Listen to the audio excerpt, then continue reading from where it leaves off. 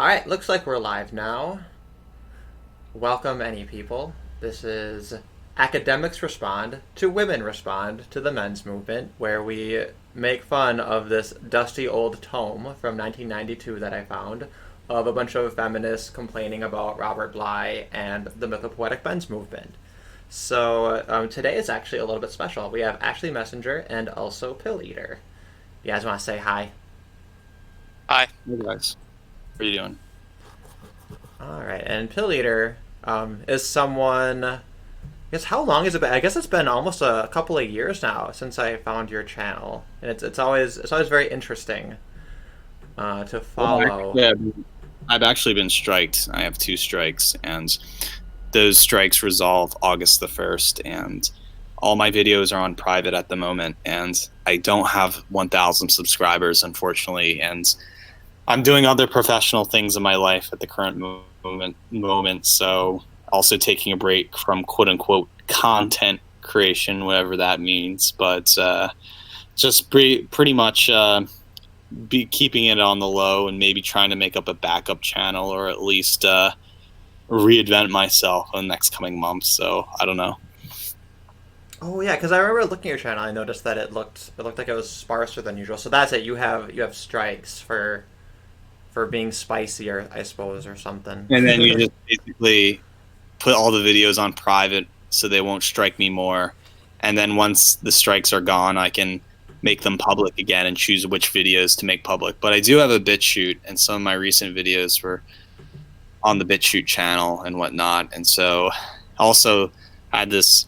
I also publish videos on Stark Truth TV on that channel as well. And there is the Spinning Top Club where some of my excess videos are on as well. But no, I should actually revive some of my old videos, but YouTube today is just, you can't do it anymore. You'll get censored by, if you have 1,000 subscribers. It's really obnoxious and annoying. Yeah, no, that happened to one of my favorite YouTubers. Her name is Anna, and I found her because she would post haikus in Sticks, Hex, and Hammers videos, and I followed her, and then she made too many videos that I guess were had a little too much truth in them, and as soon as she hit 1,000 subscribers, they like triple striked her, and she was gone. And I was Yeah, very sad, and she's been gone ever since, and I miss her deeply. So Anna, if you're out there, please post a haiku in my comment section. I'm double striked, and that could exactly happen. So that's why I'm basically only have 3 videos up on my channel. I But could put you them all on public, but you have a book though. You have a book that came out earlier this year that you can show. yeah, I actually have 2 books. Well, the first one was Queer Culture, and that was released on Lulu, and I gave it to some of my friends. I had 30 copies published to myself. It's a very interesting book about the war between the eccentric and the normie, and which I call the eccentric the queer, whether that means homosexuality or not. It can mean that, but as well, I also had another book on ludism, about board games, which is actually just more of a pamphlet of board games I really like and some of my thoughts as a giant footnote to a future book about board games that'll probably come out next year. But they're kind of like small pamphlet books and just messing with some. And I had okay sales, but just all my blogging is now taking place in the quote unquote zine format, or just publishing on demand rather than just casually posting on a blog spot or a WordPress, which I know is very popular and maybe I should do, but because of work and because of my own situation, I haven't really gotten the chance, because I've also been making music as well and selling cassette tapes. And that's actually, I'll send in a book if someone buys a cassette tape, and actually the message gets out that way in some bizarre form of another. So yeah, again, I've just been very clandestine and actually been getting through a lot of shitty drama recently, and so that's why I've been doing my own personal thing and whatnot, and just trying to find different ways to express myself. But again, I'm just been very pessimistic about YouTube and other formats. So Yeah, well, I guess I can kind of see what you mean with the platform and all its censorship and everything. Let's see. I'm just posting the link around really quick, just Okay, so today, there's two short essays in this book that I want to get through. The first one is called "And So She Walked Over and Kissed Him," Robert Bly's Men's Movement, written by a lesbian, Margaret Randall. I think that probably over half of these are written by angry lesbians. And it's been a couple of years since I read through the whole book. I was going to do like point by point, like edited video responses to all of them, and it's too much. It's too much. So going through them this way is a lot easier, I've found. Let me see here. And hopefully I have the pages stacked in the right order, but I put all the pages in my Discord also. But after I finish this book, I want to read through John Stoltenberg's On Refusing to Be a Man. And the nice thing about that one is the PDF's just like available online, so that one will be easier to read through. But hopefully at this rate, I'll be finishing the book by the time we have the men's conference in August. Let's see. Are you actually going to that? I am, yeah.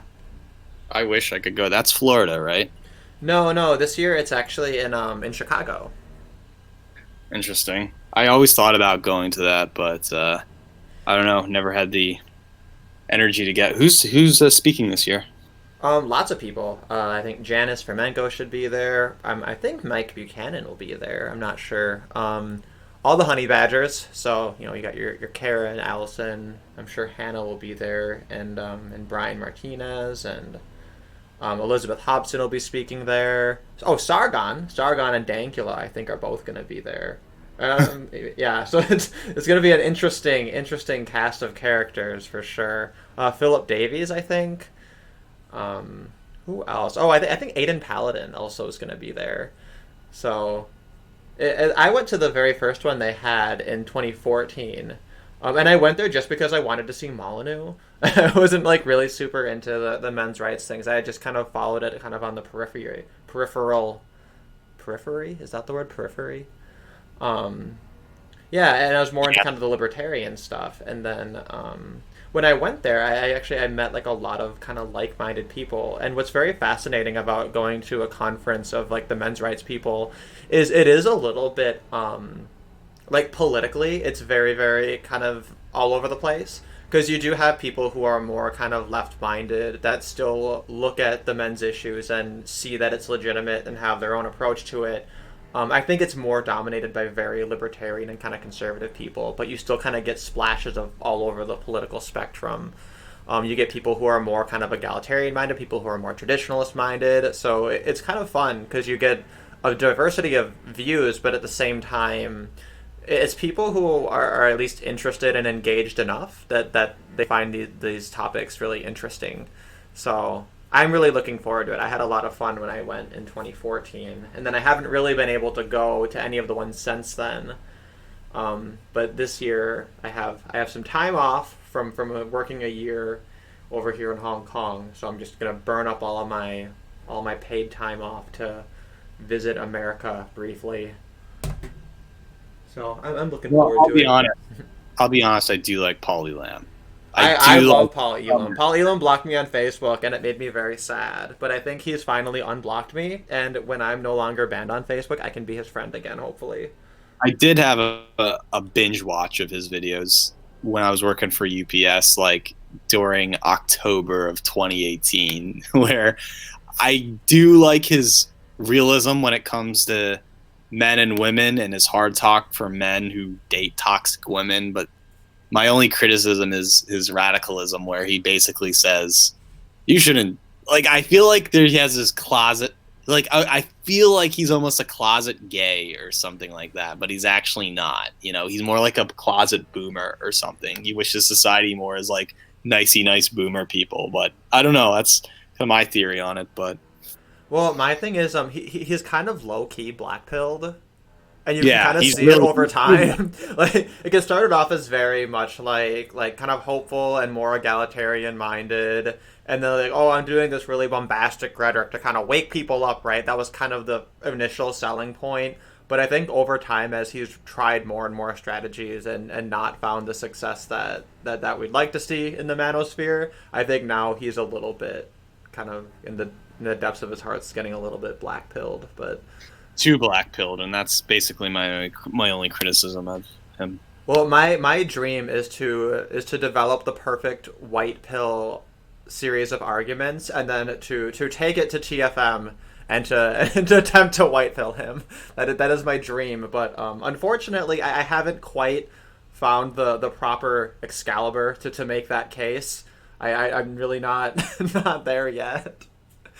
So I think the only thing that's maybe possible is something like technological workarounds to gynocentrism. I mean, I know that he's on board with the whole artificial uteri thing, but that's not necessarily the only one. yeah, that's kind of a cheat code, though, right? That's kind of a cheat code. But yes, I mean, at this point, that almost does seem more realistic than I don't know. I guess attitude adjustment is the other approach. But When has that ever worked, really? Like, ever? I would question that. well, here's the thing. That the way I look at it is, you have with men, people aren't really afraid to be critical, right? So if you're male, you're criticized in so many different ways, and you adjust to that, and you learn to adapt to it. And you can imagine that, like, maleness would have a lot of problems to it if men were never confronted in this way. And that's kind of the situation that women find themselves in. Like, this idea of, like, openly criticizing female behaviors is very new. And I think that one component is we're really underestimating the degree to which time is going to be a factor. But, it's also yeah, it's also kind of like totally untreaded waters. Like, we don't really know what's gonna happen. So, Yeah. all right, we have some usual suspects in the chat here. That you should post the start time of your streams. I know. Well, okay. In theory, there is a start time, but it's never quite when I mean it to, because either I'm very tired, or there's some kind of technological issue or something. But this time I was very organized and on top of things. It's just we got very distracted for like 90 minutes leading up to when I was originally going to start it. So that's why I just can't post a start time, because I'm not really going to be able to keep to it. So it just generally starts when it starts. So I'm sorry. Maybe someday I'll be more professional. Now that I have 400 YouTube subscribers, I'm officially no longer a tiny YouTuber. I am a small YouTuber. And soon I will have more subscribers than Claire Kaw, because that is the goal. I have pimp slapped her and stolen her title. I am now prom queen of the alt-right. Because she won't fucking hang out to me. She won't fucking debate me. Wait, what? Today, having 1,000 subs means you're like a YouTube standard. Like, because YouTube is so inflated with users. Like, what it was in 2008, okay, if you had 10,000 subscribers, you're pretty legitimate. But today, because there's just so much out there, it's like 1,000 subs means you're saying something meaningful, you know? Yeah, it's harder to get subs now. I agree. Although I almost have more YouTube subscriptions than... Oh, no, I do. I'm subscribed to more channels than I have subscribers. I think I have like 700 YouTube subscriptions or something stupid. I'm at 3,000. I'm at 3,000 liked videos, and I don't even bother putting in categories of my liked videos, because I'm on my phone. I'd be like, liked video, I like this song, I like this video.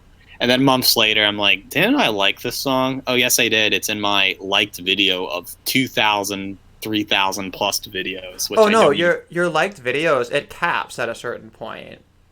I reached the maximum of that like years ago, so it doesn't even mean anything to me. It's just your most recently liked videos. Yeah, I mean, I wish YouTube would fix that, because it's almost like it's like one time I was subscribing to everything, and then I would get like too much notifications, and then it's like, I don't like the Avalon channel anymore, and I'll unsubscribe to that. Or I don't even like JF Garepi anymore, I'll unsubscribe to that. Like, there are things which are like, sadly, why did I subscribe to, and what was the relevance? And yeah, I wish that... Oh, sorry. Sorry, I didn't mean to cut off. You had one more thought there. I was just gonna say that with JF, I wish that he would do an ASMR channel because I like the way he says babies. I was supposed to go on his show last year, but I guess it didn't happen for some bizarre reason. And rather out of nowhere, Church of Entropy got on. And I'm like, are you kidding me? Church of Entropy only has like 300 subs and does a live stream channel every other day and gets 10,000. She has a lot more now. I think she's almost in the 1,000 club.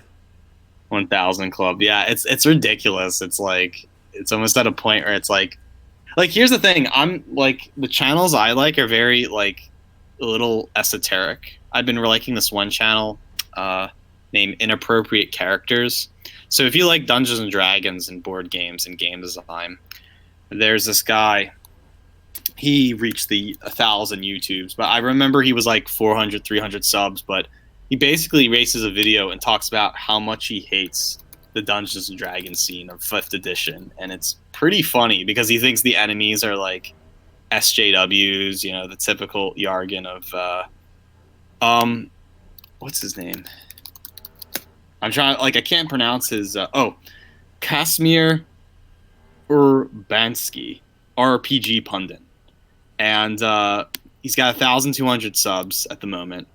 His video titles include "Beware of the Cult of the Game Designer," D&D supports LGBT SJWs demand firings anyway. SJWs are liars. The D&D hobby always welcomes. And it's like, make your D&D game more like early GOT. So he's like esoteric and talks about like these obscure role-playing games and like things in the Dungeons and Dragons community. And then at the same time bashes on like normies into it. So it'll be like D&D 5e is good, 5e culture is garbage. D&D sucks at making stories, but that's okay. Why entryism won't be able to destroy D&D. And it's like things I've always thought actually about role-playing games, and then he's just freely saying them. And I don't know, it's very articulate and very funny, but he also follows the whole, again, anti-SJW industry, but in a very niche audience of, I guess, Dungeons and Dragons in a way. Well, that reminds me actually, because during Gamergate there was this big thing about the tabletop community. That was like a sub theme within Gamergate, was like SJWs infiltrating tabletop gaming and everything. Tabletop. Yeah, so I kind of see that as like it kind of makes he's kind of like still fighting that fight. It makes me wonder if there's like some YouTuber out there who's like hasn't let Metalgate go. Like, like all in fucking Metalgate. I'm very hostile against the ideal, like, because I studied, like, I remember there was a period, it was just the board game hobby. Then the word tabletop came, and literally the word tabletop just means intersectionality of everyone equally playing board games and consuming the same shit.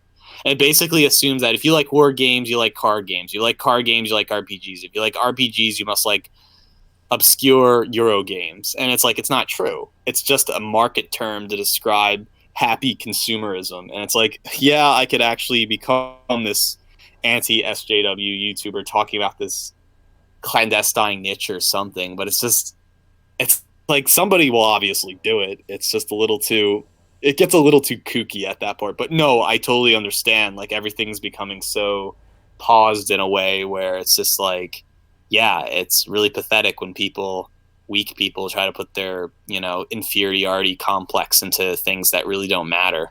Well, and the thing is too, is they targeted like gamers and nerds and like sci-fi people who are just like the most accepting and kind and awkward people you'll ever meet. And it's literally like they got kind of like their arms twisted into this shit because they're the only people who will like really accept it without a fight. And I kind of appreciate that there's a couple of disgruntled gamers out there kind of putting their foot down, rising up, so to speak. But it is also a little bit, to some degree, you kind of take a step back and say it's very frivolous, which like with this whole 007 drama, everybody's like complaining about, oh, they're gonna make it a black woman, blah blah blah. It's kind of like, like, do we even care? Like, when they turn Thor into a woman, do we care anymore? Captain Marvel, do we care anymore? It's the Black Little Mermaid thing. It's like, well, I don't really care. I mean, if she's hot, then I guess. I but just don't want to see a movie of like her drowning for 10 minutes because I'm sure that's or no, you make the Little Mermaid, but it turns out to be like Friday or Barbershop, and it's like this blackified kind of that would be movie. amazing. That would be Yeah, amazing. hilarious. It'd be like the Little Mermaid, but her name's Latoya, and there's this Shauna. It's like a comedy for like blacks. I think she should be a big black beautiful mermaid. Or something, and it's like black humor. Like if it can be a Wayne and Brothers film, like don't go on South Central while drinking your juice in the hood, or like one of those I'm gonna get you sucker, like classic, or sneaking into movies, like classic black films about, but I don't know. I think that genre is pretty niche and dead at the moment, but no, they're just Well, making yeah, her. if you try to make something in that genre at this point, that's practically blackface. That's about as close to blackface as you're like allowed to get. I mean, with actual black people, but still. Well, today it's like people like the Little Mermaid being black because it's whites and liking it at the suspense of, oh well, isn't it cute? She's black. It's like justice or multiculturalism or some kind of bizarre. It's almost like a form of whitewashing. It assumes that, well, if a mermaid can be black, then she could be anything, and it gives people this social harmony. But this social harmony is constructed within this ideal of bourgeois white people wanting to fit a certain mold. It's kind of weird and kind of strange, where then you'll have this kind of racism complaint where it's like, well, she's too whitewashed and not hood enough. And like I said, well, if it's hood, it'll just be like Barbershop or Friday. Yeah, the only way to win is to not play. Although I think they did do a really good job with Princess and the Frog, because they realized, like, okay, we want to have a black Disney princess, and we want to do a story where like the blackness is relevant but not wholly defining the character, and we want the character to be a good role model for girls, and like we want to do all these things, and like they did do a good job of kind of tying in those like kind of like Louisiana Southern kind of themes and everything, and they made it a character who wasn't like a total just like damsel. Like I watched this video of like all the Disney princesses being introduced, and like they're trying to like think of ways to differentiate all these Disney princesses, right? And like there's like nothing you can say about the first like 5 of them. Like they don't have any personalities except for Belle because she is intelligent. The other ones are like, oh, Snow White is so kind. Okay, what about Cinderella? Cinderella is so graceful. Okay, what about Aurora? Aurora is she's poised, and it's like they're not. These aren't fucking people. They are not real characters. So there's something to be said for I guess how they've had more modern treatment of it, like under the scrutiny of people who, get offended over everything. But God, I just wish they'd go back to like the 2-dimensional ones, and also I wish that they do like a Disney Prince kind of movie with like a good male protagonist in that style. Because like we got all of the race boxes checked before doing like a male, Whatchamacallit, my previous girlfriend was like obsessed with Disney, and now she's working in Disney in Orlando. But she would show me these like girly girl Tumblr or like mainstream YouTube videos about, wow, Disney princesses as bad high school girls.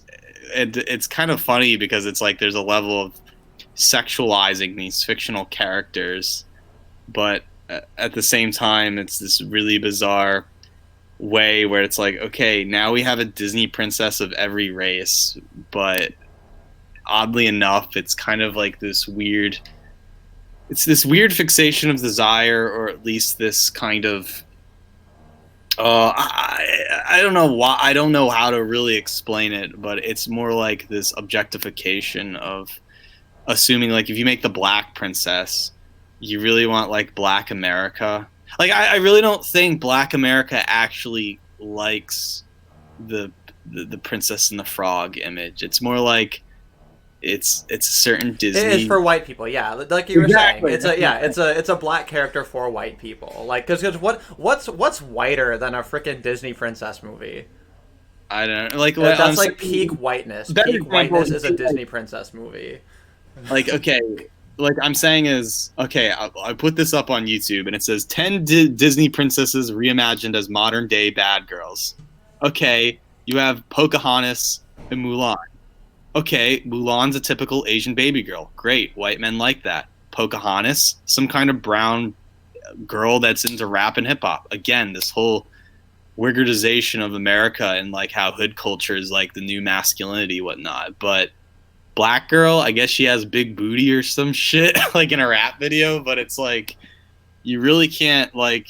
It's like it's hard to say that this is exactly for a universal audience. It seems like there's this whole again this ghettoization of this. It's very hard to assume like the images become like it's hard to say that this represents a certain race of everything. It's very and if it does, then it shows you an inner truth about the Disney princesses communicate an image that's actually very different from anything else. I don't know.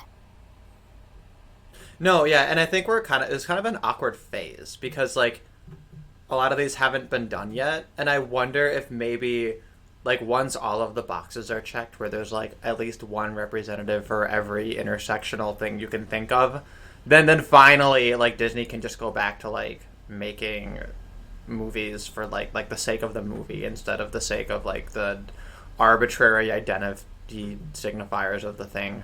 But I guess that's going to take a long time, and apparently it's actually probably never going to happen because Frozen was so successful and it was 3D, so now we're just cursed. We're cursed with these fucking awful 3D ones like Tangled and Frozen, which I'm not happy with. But anyway, I feel better getting that off my chest. I have some very strong opinions about Disney princesses. Oh no, I didn't like Frozen when it came out. It's really funny that year when Frozen came out, I was obsessed with a film called The Wind Rises by Miyazaki. I thought that was like a... Oh, I haven't seen that one yet. So I'm assuming it's good.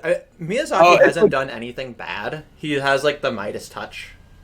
Yeah, and that film, The Wind Rises, was nominated as Best Animated Picture of the Year, and guess what won? Frozen, out of like corporate reasons. Gay. And I know it's gay, and it's like, okay, Werner Herzog is in the English dub. This is a film that's kind of like Hans-Jürgen Sieberberg style, where it flirts with fascism, but at the same time tells you social political commentary, where it becomes more not just it's a pretty anime, it's more social commentary. And because they got a lot of shit for that too, didn't they? A lot of people were complaining because it was like glorifying fascism because it was World War II Japan's planes, right? Yeah, I mean, again, that film just went under the radar, and that basically, if given like a Sundance or IFC film reward, that would definitely win over it than Frozen. But if you tell me that Frozen is somehow superior to The Wind Rises, I think level of insanity going on. My favorite thing is I have a lot of like students that are like tiny little babies, and a lot of the girls like they love Elsa and they love Frozen, and I'll ask them, do you think Elsa was a good sister? And then sometimes they'll just answer like yeah, of course. But other times, sometimes they'll like sit there and I'll just like watch them realize that she wasn't. It's a little bit mean, but they should think critically about that, because there's plenty of Disney princesses to choose from, and the correct answer is Belle or Mulan or maybe Tiana. I have a good memory of when Frozen came out. I was in study hall, and there was this unfortunate like freshman student struggling with his English 101 paper. And I guess one of the teacher aide was like, okay, so you've written 2 pages about Frozen being a feminist hero film. Just tell me why it's a feminist hero film. And I was just like doing my own homework, and it was almost like at this point where it's like, dear God, is someone really doing this for English 101? I don't know if it's like a normie thing or if it's just... I never even seen Frozen, and if you make that swift conclusion, then I'm not going to see the film. Actually, I kind of like this idea that as an exercise, you can just say, explain why this is pro-feminist, right? And then say, okay, now explain why it's anti-feminist. And I think you could do this with literally anything. I remember, too, in a class some time ago, Can you name some? I'm paraphrasing here. The teacher was like, "What are some things which are structured within normative society?" And one dumb student, I think was a Chad, stupid normie, was like, "The Simpsons. They're actually white because they're yellow skinned." I just felt like The Simpsons is not some kind of racist, innately 1950s. That's actually could be considered a postmodern comedy about. It's like, and that's like when you have academics who are basically, or just like normative people who are just basically assuming that things which would be on their side as the enemy, it's goofy as hell. It's like, if you're saying The Simpsons is now somehow racist, then it's a little too much. Just because they're yellow, I don't get it. In the chat, I heard someone say the song "Let It Go" from Frozen is a song about abortion. It made sense. Uh, mm, yeah, maybe. But it's almost a song about nothing, which I think is why you can map abortion onto it. But I can kind of see that. Ugh. Well, let it go as in carelessly let the guy have sex with you without a condom on and just let it go. Yeah, really, at Yeah, multiple levels. it's a little ridiculous too. It's like, that's a little selfish. That's a little careless. Terrence says it's subliminal. I thought practicing safe sex was important, but if you just say "let it go," right? Let it go, just go raw. 500 IQ subliminal. It's decadent, No, totally. That's we cracked the code. That reminds me. Yeah, this is the lesbian feminist conspiracy. We're cracking the code. And that's the important work we do here on this channel. Which reminds me, we are eventually going to have our big lesbian question stream where we just go over all of the ways that we think that lesbians are secretly trying to destroy the West, because that's the real question. But Black Knight Fool will not organize a time for me because he has to come, but he has so much evidence and he needs to make sure he goes over all of it. But he's always on about how like lesbians control everything and it's a conspiracy. And I'm like, you know what? This needs to be on a stream. Like we need to just give this a platform. And I know I'd love to have him on too. Okay. Anyway. So can I be on for that, by the way? Yes, absolutely. Everyone's invited. It'll be a party. Because you know what?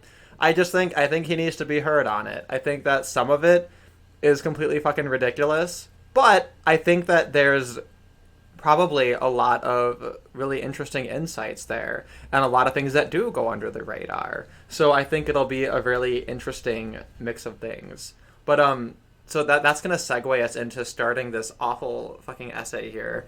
Because yeah, I have this awful habit with these streams where we're like 33 minutes in and I haven't even started the thing yet, but that's nobody's fault but my own. It's because I like to talk to people, and I'm very much pro rambling. So if people like things to be very, very I've been going 8 hours today at work and I'm already brain dead, but I don't know. It's kind of funny now. Well, you don't seem brain dead. No, I am brain dead to pilleater standard because I can be like aware and awake, but I already was talking so much to work where it's like, this is the future of YouTube. It's basically like, I don't know if you watch The Weekly Sweat, where it's like you basically film yourself in like a reality TV-esque thing, and you just let go and you don't put on an acting persona, and you just talk about whatever, and you make awkward Napoleon Dynamite breathing and awkward pauses and just ramblings that go nowhere. You could say everyone's high or drunk, but I wouldn't say that. I don't know. It's a weird YouTube experiment. No, and I have watched it, but I think there's kind of a craving for that because you had this big thing with reality TV where people were like, "Ooh, people want things that are real, blah blah blah," right? But then everybody complained. They all had the exact same complaint, which was this reality TV is fake. It's not real. And now that we have YouTube, we can finally have like real reality TV. All right, bring on the article. All right, so it's called "And So She Walked Over and Kissed Him." Robert Bly's Men's Movement by Margaret Randall. I will state my position. Although I am not a separatist, I am a lesbian feminist. As the socialist experiments splinter about me, I refuse to relinquish my belief in a society that works for everyone, satisfying our needs and nurturing our creativity, regardless of class origin, gender, color, culture, sexual preference, age, abilities. No, not regardless of these aspects of our identities, but building upon them, enabling us to contribute to the whole, out of and because of who we are, with a healthy respect for difference. I am an artist, a writer, a photographer, teacher, political activist, mother, grandmother, lover. And I am aware that I live in a time when women's power, reclaimed at enormous personal risk, feels threatening to most men. The last quarter of the 20th century has seen a great contemporary rising of the women. Once again, we have risked what for most was the only life we knew, because we could no longer endure the silence, the beatings, the frozen dreams. This time around, we understand that the practice of re-memory is necessary, and that certain tools are important. Once such tool is feminist theory. I think she means one. She has once here.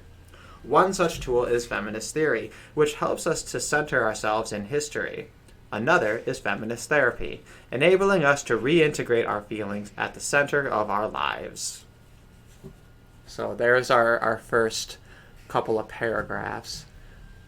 I'm going to switch the page, and is this? Yes, it is the next page. Good, that means the pages are in the right order on accident, which is very fortunate. I don't know, anything in here scream out at you? I have a couple It's of very notes. personal.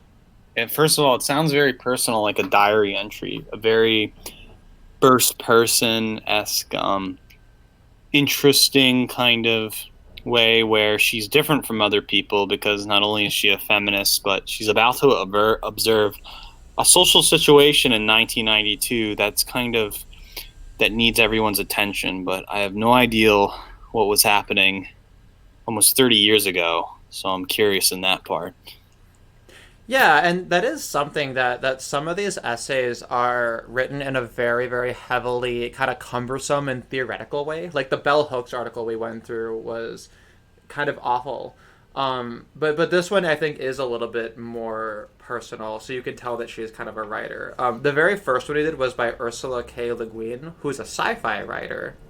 And I maintain this was kind of a controversial take. I don't think anybody agreed with me, but I thought it was actually very beautifully written, the very first one. But I like Le Guin, but I've only read a couple of stories by her. But Le Guin is probably, if not one of the most overrated science fiction writers, simply because she's a woman and she was caught up in the whole quote-unquote new wave science fiction where just by being a woman somehow gives her special status. And I remember she had a series of science fiction books before she died where it was like this brown, non-white girl on these islands. The concept in science, the fantasy world was really cool, but a lot of people, you saw that early kind of liberalization or this kind of preening about, oh, it's a brown, non-white girl as the main protagonist. How revolutionary. But, that's the only thing I find despicable where people will make that swift artificial judgment. But, yeah. No, yeah, and I think that was probably the Earthsea series, which I think is what she's best known for.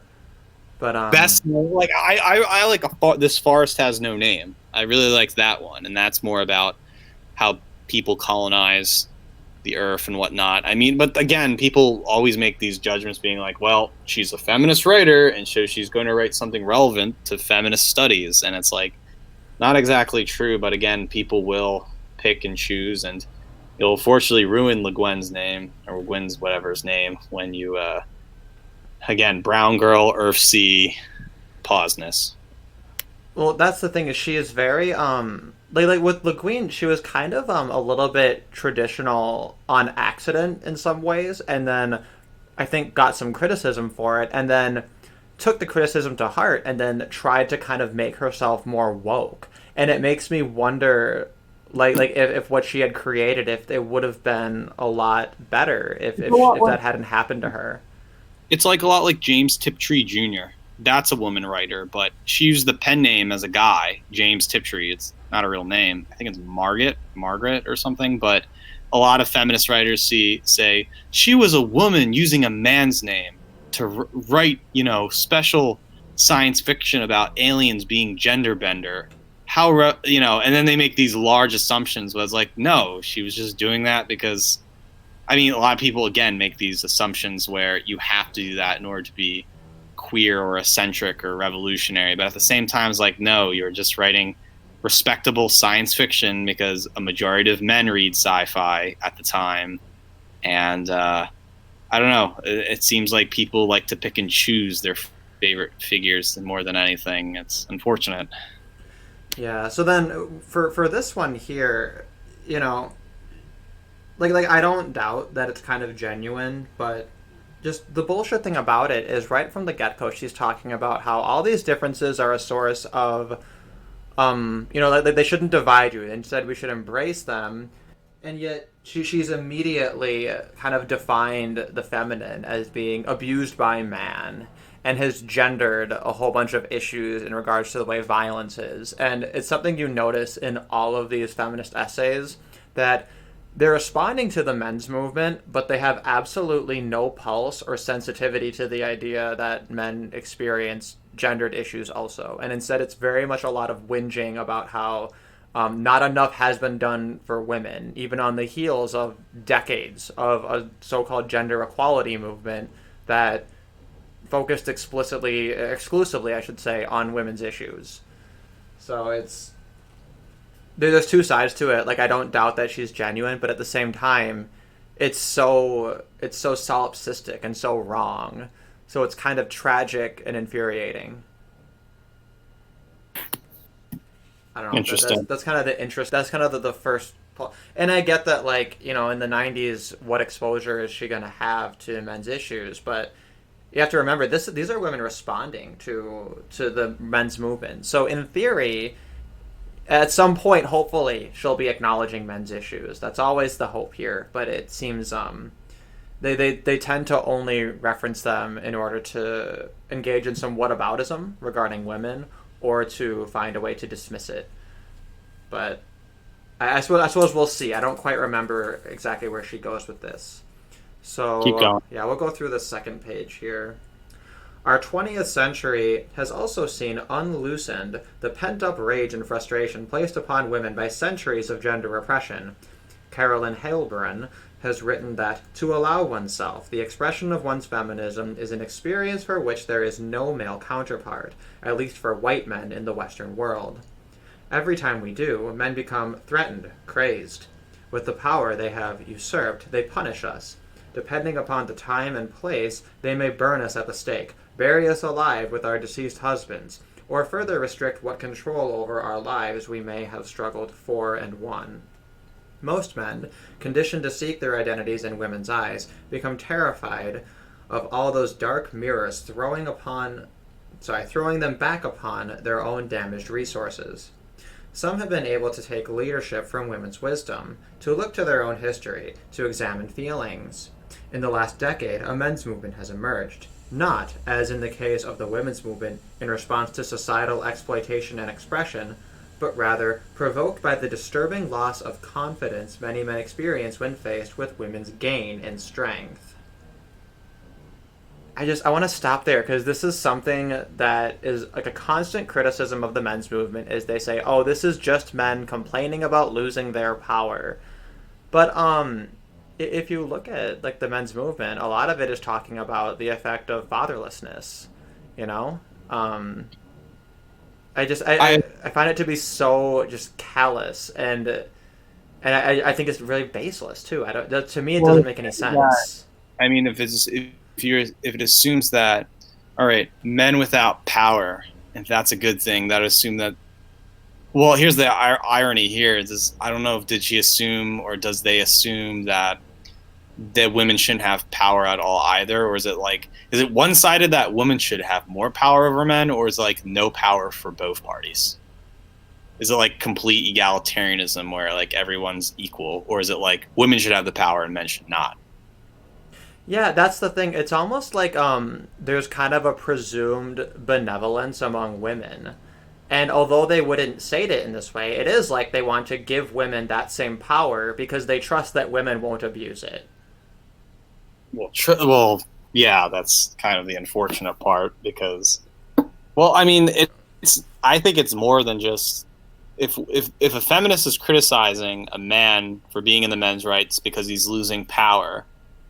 I think it's almost like being selfish to a point where you realize that it's actually the man actually being sensitive or something and actually talking about the nature of women that has affected on him or something. And maybe we're talking about, bratty princesses using feminism as a means to basically justify their inner nature with using kooky critical theory or something like that, or at least that they believe they're being transhumanist and going on as intellectual individuals. Or is it just basically fancy rhetoric to sound you're an eccentric artist, but in return it's just actually quite regressive? But I don't know, in the means it just really sounds like that she doesn't, or at least not respecting, what am I trying to say here? I forgot what I was trying to say. But no, I think that it's legitimate for a man to assume that to be in the men's rights. I wouldn't say it's a thing of power, because the man is basically saying that how come it's not fair that women do X, Y, and Z to me. It's not that I want power. It's because I want to have a better relationship with this woman. So I don't know if it's the feminist being bitchy and assuming that all men are evil and cruel and want power or something.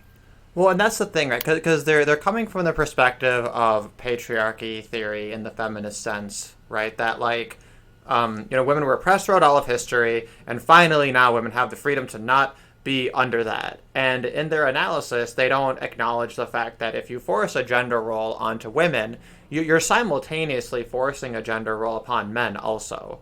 But that's the half of it that they're not seeing. So then what ends up happening is they empower women in this way, and the assumption is that basically all husbands, in pre-feminist history, they wanted power to rape their wives, right? They didn't have sex with their wives and love them. They didn't love their daughters. They don't love their families or their wives or anything. It's all power and control and domination. And I think that's because in the feminist narrative of patriarchy theory, you can't have that distinction of having power because the woman consents to a relationship where the man is the head of the household because that's what she wants and what she prefers.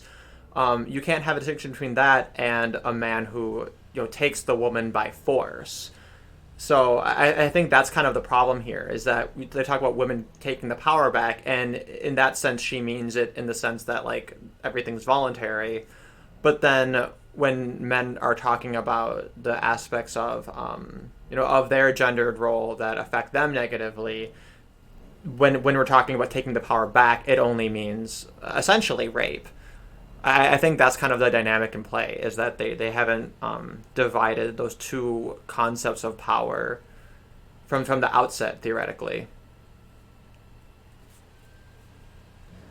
Okay, so she continues, as is true of the women's movement, the men's movement has many faces.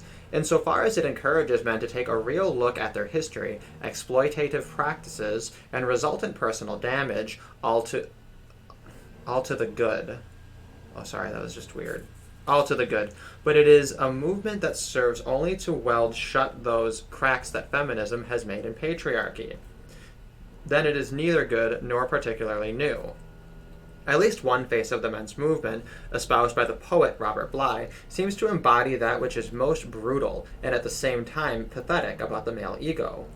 In our commodity-based society, a society of the quick fix, I suppose Bly and his fans are unsurprising products of our times.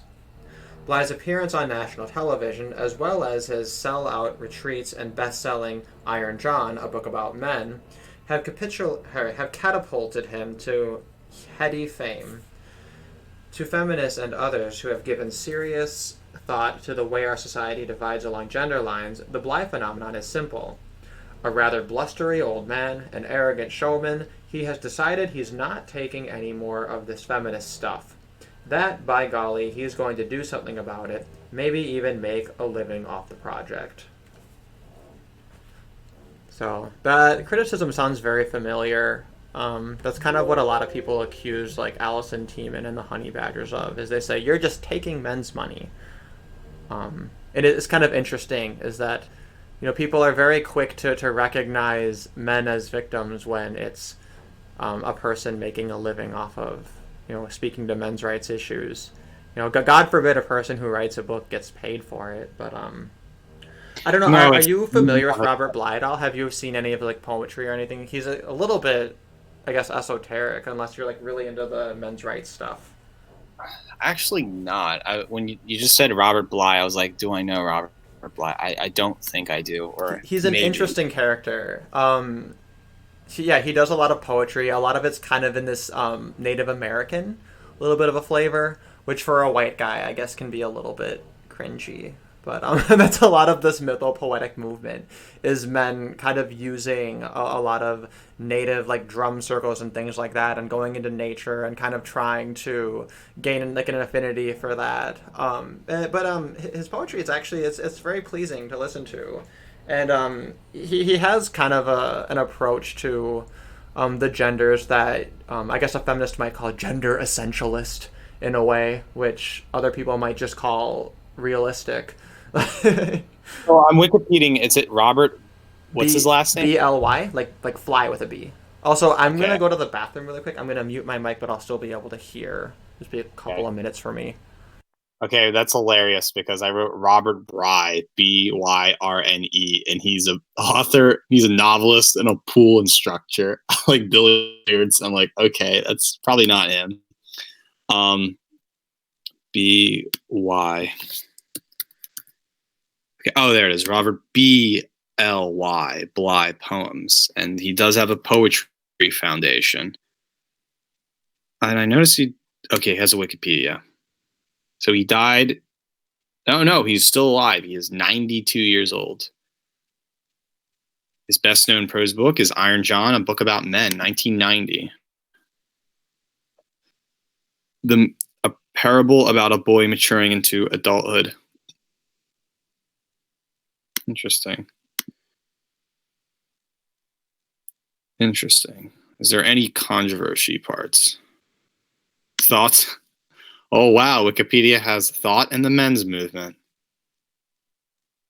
Interesting. So this poet has been figuring out the men movement since, if I was referencing back to patriarchy, since Daniel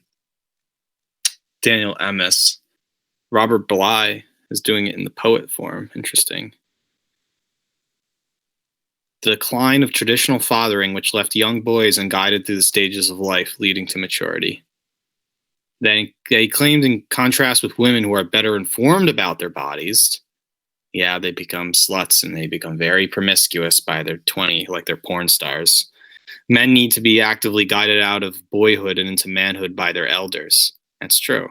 And I'll be honest with you, I don't really have a dad, so pre-modern cultures had elaborate myths, often enacted as a rites of passage, as well as men's societies, where older men would teach young boys about these gender-specific issues.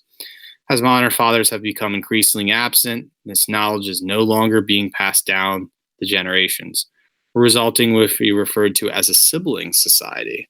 The absence of the father is a recurrent theme in Bly's work, and many of the phenomena of depression, juvenile delinquency, and lack of leadership in business and politics are linked to it. Totally agree. It's a sibling society, 97. Well, I'd have to agree with this because I think I'm a part of the sibling society, to be honest. I didn't really have a dad either, oddly enough. So, yeah, and that makes you very eccentric. And I think an entire gender, probably around Gen X, maybe you could say, as much as people blame the boomers for being so free and loving, you have to think about Gen X who started families. They're good dads or not. Interesting. Well, I'm Gen Z and my parents are both Gen X, and my relationship with my father was quite distant, and his relationship with his father was also quite distant, and I think sometimes abusive. So yeah, it's interesting. And the whole shtick with money is really strange, because it seems a lot easier to make a lucrative career out of discussing women's issues. So Yeah, that was the thing that that's kind of Alison Tiemann's like kind of first counter argument is she's like, why would I choose this?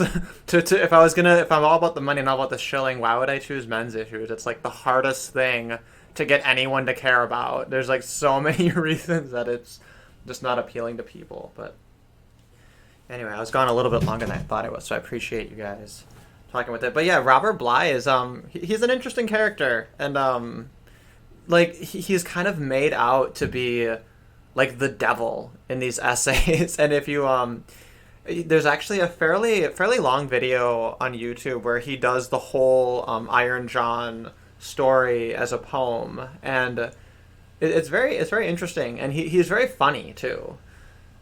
So yeah, the brief, like the intro of it is basically a little boy's playing with a ball.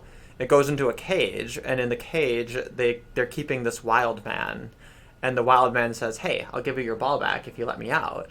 And eventually the kid decides like, "Okay, I want my ball back," right?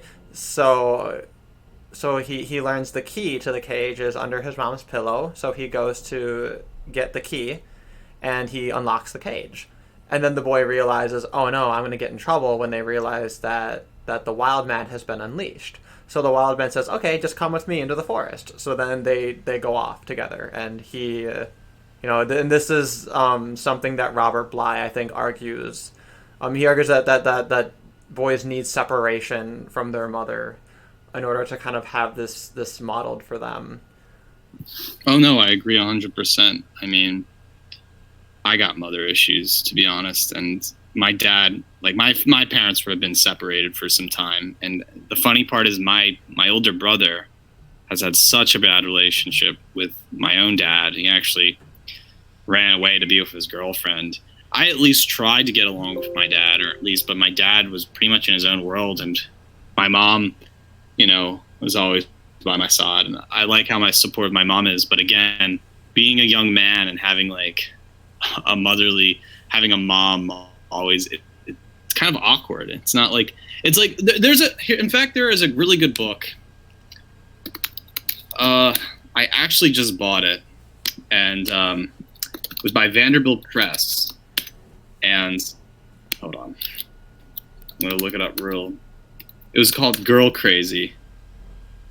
Hold on a second. Oh, I think I know what you're talking about. Like, have you read Green Nazis in Space? Like James. I have a signed copy. I met James J. O'Meara person, and that's where I learned it from. I actually just bought the book. It's coming in the mail because it's just a very interesting thesis. But Vanderbilt.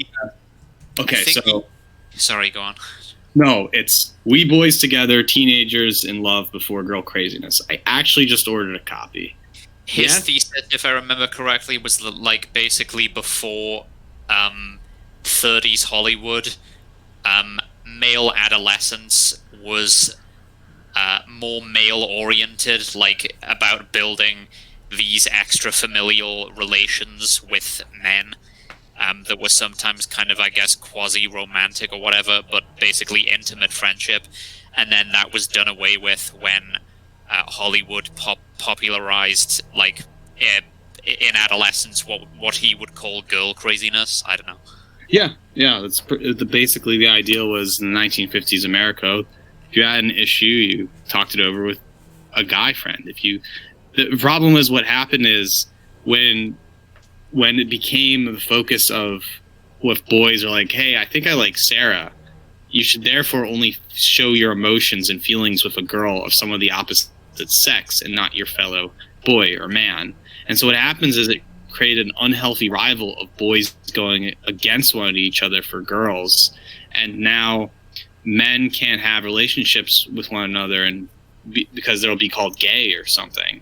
And We Boys Together, Teenagers in Love Before Girl Craziness by Jeffrey P. Dennis, I actually learned it from the James J. O'Mara article on countercurrents, which is also in Green Nazis from Space. And I actually read James J. O'Mara, and he signed a copy for me. But I actually bought that book because I feel like I'm going to cite this book about relationships between men. And in my own life, I feel like it is very misleading to assume that a young man, he has to share his emotions with a girl that, for one, girls don't even want to talk to guys. And if you want to have a guy friends, most guys are going to think you're gay or something. And so it's a very dysfunctional thing that's happening right now.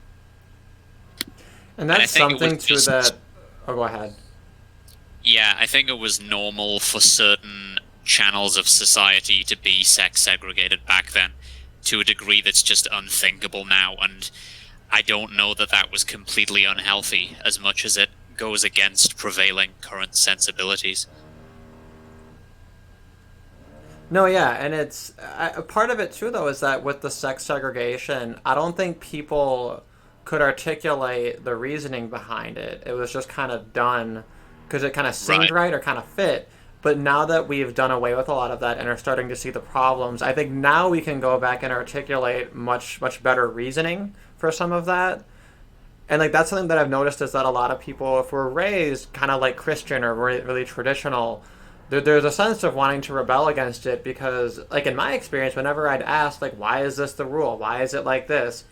They can't give a reason because they never thought about it critically. They're just doing what they were told to do. And now that we've kind of seen what some of the alternative looks like, now we can say, oh, like, this is why it's important. It makes sense because of this or because of that.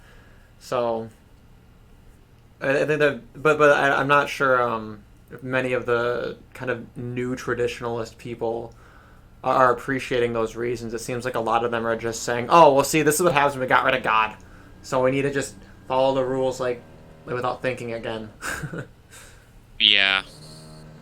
Yeah, my experience is a little bit kind of weird because my dad actually died when I was very young, so my mom was a widow, but she wasn't she's very German, right? So she's not necessarily a very hyper kind of emotional person, and was a little bit kind of live and let live in a lot of ways. So I didn't have that really like overbearing sort of a mother, right? Which I think ended up being a good thing. But my thinking of it growing up was, oh, I'm really lucky because a lot of people really don't like their dads and have really awful relationships. And since I have none, that's like neutral. And it wasn't until after I was an adult that I kind of looked back at that attitude and thought, God, like what a screwed up way to look at things, to think, oh, I'm fortunate because since I have no relationship or no real memory of this person, it could have been negative. so I'm fortunate, right? But I think it kind of speaks to the very anti-father and kind of anti-male status quo. Because you couldn't imagine a person being like, oh, well, a lot of people hate their moms and think their moms are awful, so it's really great that I didn't have a mom. Like, you'd never think that. No. Well, my mom's, personally, I like my mom a lot, but she's so invasive as a mom where I don't have my dad separate, where my mom really cares about what I do, but to a point where it's like, all right, Mom, it's not important to know what girl I'm dating at the moment or what shenanigan activities I'm doing on the internet or something. It's too much of an invasive of privacy. And I think like the female hierarchical figure and, the male, subservient, there's kind of a dysfunctional relationship there and it's not healthy. And so I'd have to agree with Robert Bly that man-to-man thing is missing, the male-male thing. And it's really sad that our society is so selfish that we now look at the same gender of men as hostility or some form of don't be gay or something weird. Mm-hmm. Oh, that was another thing I was going to mention too, is I think that it's kind of been part of the negative fallout of gay acceptance is that now that it's so out there and there's so much pride shit, I think that also is kind of causing a problem. So, yeah. because now it's like everything is gay. There's just too much of it out there. Okay. But I think I was I can't remember if I mentioned it to you first or if it was you, but basically the idea that there are all kinds of behaviors that are now associated with the homosexual identity, like since homosexual identity became a thing in the late 19th or early 20th century, behaviors which used to be fairly normal, like certainly in the Victorian era and earlier, these kinds of intimate relationships with members of your own sex, it's always been kind of normal for women, but for men as well back then, like that, that there's actually you know what I'm talking about, right? Yeah, no, I remember, and actually it reminded me of I had a classmate who was from like Egypt, and he'd mentioned, Yeah, yeah. back in Egypt, like two men can like hold hands and walk across the street, and it's not considered weird or gay because gay is just like not a thing there, you know. Yeah. Oh, But yeah. so That's something about a interesting. balance. And it might be something too that now that we've seen a society that's like post a lot of this pausing and crazy shit happening, that maybe now there can be, we can kind of have our cake and eat it too. Maybe that's Well, overly white pilled. I guess we'll see. that's starting to happen according to Eric Anderson's like bromance theories. Difficult to know how seriously to take some of that stuff, though. I don't know. All right, I'll continue through this page here, and then we're actually about halfway through this article here, or essay, I should say. So far, so ordinary. We find less public versions of Bly's Iron John in boardrooms, classrooms, military command posts, and bedrooms around the world. Most women are sincerely concerned that the men in their lives, that all men, take steps towards finding themselves. Some may feel a momentary relief that such a men's movement has taken off. I know, as I've already said, that there are men who really are examining their history, culture, their patterns of behavior. On the other hand, we've long been programmed to applaud the initiatives of men, however shallow or short-lived. Some of us are immensely tired of the rantings, but hardly moved to respond. Except for one important consideration. Today's media, by its intent and capabilities, engenders immediate and widespread reproduction of those ideologies, such as Bly's, that safeguard power. The Reagan and Bush administrations have provided a succession of lessons in how this can be done. Witness the erasure of the Vietnam era's re-examined morality, lending to an acceptance of the invasion of one sovereign nation after another, and culminating in yellow ribbon-bedecked cheering over the U.S.-led massacre in the Persian Gulf. Witness the language of Western fundamentalism, how it has succeeded in whipping emotions to a frenzy around such euphemisms as the right to life. Consider how easily and relatively painlessly in our government's rhetoric, contras become freedom fighters, affirmative action becomes quotas. Today, newscasters are busy making sure we understand that only we can end the economic recession. We and the Japanese, if only they would behave correctly. All we need is something called consumer confidence. Translated into the language of everyday living, this means we are being encouraged to spend more money, buy more things, even as our jobs are taken from us and our social services reduced to mere shadows of their former selves.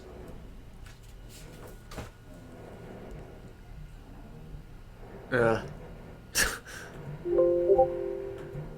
I just reminder to everyone, women are the overwhelming majority of consumer spending. This is something that in ecofeminism is conspicuously absent. There's a lot of talk about, oh, we spend our money on frivolous crap that we don't need, but there's I think very, very little criticism of women purchasing cosmetics and purchasing consumer goods like this, because really, if we're concerned about like climate change or concerned about waste or concerned about all these things, the number Well, one people in control of all that are women. I know it's almost a cliche at this point, but I'm imagining they would say that that's men's fault. That they would say that it's an imposition on women by men somehow. Like they would work out some way to make that narrative work. Oh yeah, and she laid the foundation for that argument in the paragraph at the beginning when she talks about men maintaining their control in boardrooms, right? It's the boys club meme, which I'm It's a not good really thing. sure that even exists. It does, but it's a good thing.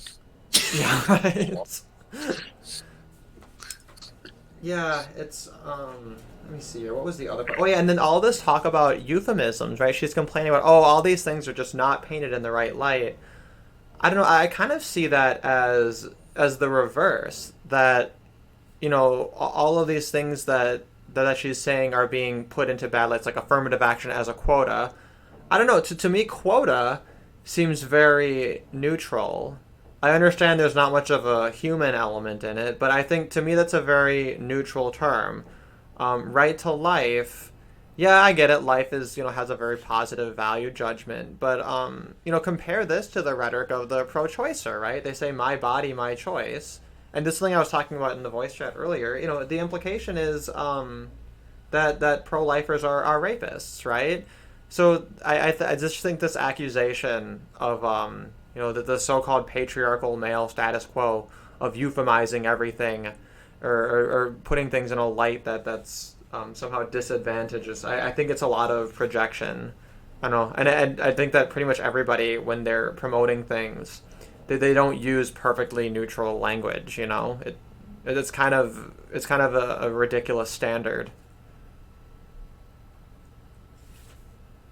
Like, I'm just trying to conceive of that, of how anyone advocates for anything, and how do we determine if our language is like sufficiently appropriately neutral. I don't think that that's ever going to be achieved, because we're just going to start associating value judgments one way or another with our so-called neutral terms. I think we have to kind of accept that people are going to use loaded language. I don't know. All right, well, now we're gonna go on a rant about the media, because you have to remember, these '90s feminists. To them, the media is the god, right? Everything is determined by media. All of our attitudes, all of the everything, and it's not just an influence. She says, when the media focuses on one aspect of the men's movement, especially at a time when terms like the death of feminism or post-feminist era are so in vogue, we do well to ask a few questions about what the theories really say. What is the take-home message? Iron John is an easy place to begin. The very first sentence lays bare its deepest fallacy. The images of adult manhood given by the popular culture are worn out. A man can no longer depend on them. What Bly avoids throughout his rather convoluted treatise is any recognition of the fact that our popular culture is itself an eminently male creation. Bly's basic premise is that women, in our reclamation of memory and in the process of taking back our power, have left men fumbling. Being blamed, of course, is nothing new to us, but if we stop right here and examine the accusation, we may be able to remind ourselves of our own intrinsic selfhood. Stop taking on the burden. Bly speaks of soft men, and with his "some of my best friends are" manner, even claims to be fond of them. They're lovely, valuable people. I like them, he says. But wait, after conceding it that such men are not interested in harming the earth or starting wars, he tells us they are not happy. Not because the male-inherited dominant culture stigmatizes soft men, not because our male-produced political culture only rewards those who conquer, rape, maim, kill. Not because capitalism itself is built upon the ravages of to-the-death competition. No, Bly blames women for men's unhappiness. The strong or life-giving women who graduated from the 60s, so to speak, or who have inherited an older spirit, played an important part in producing this life-preserving but not life-giving man. Bly turns to pre-Christian myth as he urges men to get back in touch with the wild man within. He evokes images of a hairy John baptizing Jesus. The key, he says, is under our mother's pillow. Mothers are intuitively aware of what would happen if their sons got the key. They would lose their boys. My son, the doctor. My son, the Jungian analyst. My son, the Wall Street genius. Again and always it's the women's fault. Bly tells us modern man is too close to the mother's pillow and the father's book of rules. Yeah, I think this idea that capitalism rewards people for conquering, raping, maiming, and killing people is a little bit strange. Those are all things that generally are not very they're actually not even economically advantageous. They're actually quite expensive. It jumps to conclusions swiftly to assume that if this means exploitation, then exploitation means rape, right? It's not like it's anti-capitalist for the criticism that it changes people's perceptions. It's more like capitalism is there for the patriarchy, and patriarchy means men, and therefore it's inherently white burly men that practice capitalism, and therefore it's kind of like a bizarre cop reason to say existence is somehow mundanely evil and oppressive, and not really getting to the point of solving issues of why people act certain ways. It's more like it's basically woman centric or feminist centric or lesbian centric in some way. Yeah, I wonder if that's in play on like a subconscious level. It's just like, oh, like exploitation, or capitalism as exploitation. It's the devil, right? And I think that's kind of why she can make these leaps so seamlessly, and it makes sense to her. I think though, I think a lot of it's based on like anti-colonialist kind of rhetoric, right? Because to them that's like the big thing is they see they see like the colonization of America as something that's like distinctly very, very capitalist. And I think that's probably where she's coming from to some degree. But what else? There was actually kind of a lot going on in here. Oh yeah, and she's in the same paragraph where she's complaining about how everything is male dominated, and that's the real source of all of these problems. She's also going to turn around and complain that Robert Bly is blaming women too much. I found that very striking. That she literally goes out of her way to blame men for all these things, and then says Robert Bly is blaming women for everything. But I don't know. Even in the quote she ends on from Robert Bly, it says that men are too close to the mother's pillow and the father's book of rules. To me, that sounds like he has a little bit of criticism for both mothers and for fathers. But at the same time, when we're looking at fatherlessness, there's the notion of the deadbeat dad, which I can't say is a myth. Like of course, there are, men who don't take responsibility when they should have. But at the same time, there doesn't seem to be any sensitivity or acknowledgement of the fact that there are men who have been forced out of their children's lives. And it's almost like she's saying, to hold them more accountable, if you're looking at these situations of where you have a single mother by choice, who else would you blame but her? I think that's the really radical thing about this kind of emerging new men's movement is that we're kind of willing to, instead of seeing single mothers as, constant victims of circumstance who need to be protected and cared for, just like the homeless, instead we're kind of saying, you know what, like, there's a lot of problems with fatherlessness, and, unless there's some extremely exceptional circumstances that have led to this, we have to really kind of come down hard on the people who have, chosen to become single mothers, particularly when they're not taking responsibility for the negative outcomes.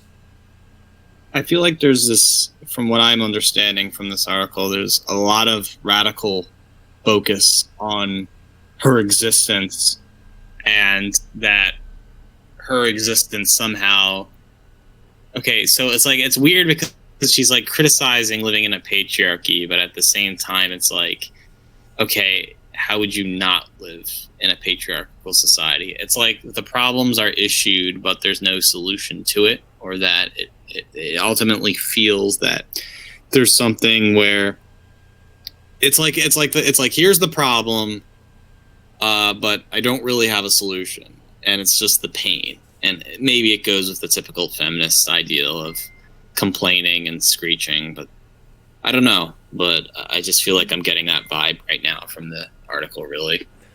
Well, and it may just be that so far she's kind of just trying to, level her criticism and kind of spell out the problem. So sometimes we've seen in the last page or so of these essays, they give their solution, but don't hold your breath, because it's usually a little bit thin, I guess we'll say. So she continues. For this guru is careful to give some lip service to blaming the father as well. Oh, okay, so she straight up countered my point there. She's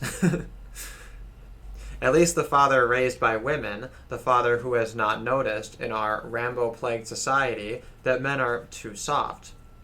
Sometimes men are to blame by not standing up to castrating women. Sometimes the male gender is included like an afterthought, such as in the second half of this sentence. The possessiveness that mothers typically exercise on sons, not to mention the possessiveness that fathers typically exercise on daughters, or only men can initiate men, as only women can initiate women. Okay, so those are her examples of Robert Bly, I guess, giving lip service to male responsibility. But what about the possessiveness mothers may exercise on daughters, or fathers may exercise on sons? That's beyond Bly's thought process, which never scratches so far beneath the surface. He has constructed a grotesquely one-dimensional, easily popularized pseudo-analysis guaranteed to appeal to men trained to forget their own history and conditioned to blame their lack of sense of self on the other, women. After all, we live in a society where Women Who Love Too Much is an instant bestseller, while Men Who Hit Too Much has yet to be written. Heterosexism is also part of Bly's scheme of things. In his preference, he assures us that although most of the language of his book speaks to heterosexual men, it does not exclude homosexual men. The mythology does not make a big distinction between homosexual and heterosexual. Not true. Mythology is the reproduction of values, and our culture certainly places a different, inferior value on that which is homoerotic, homosexual, pertaining to the love between those of the same sex. But where the mythology may leave some room for interpretation, Bly himself imposes his rugged heterosexism. Here he extrapolates from a Keith Thompson essay in which a clan of she-wolves runs through the forest, eventually arriving at a riverbank. Each she-wolf looked into the water and saw her own face there, but when Keith looked into the water, he saw no face at all.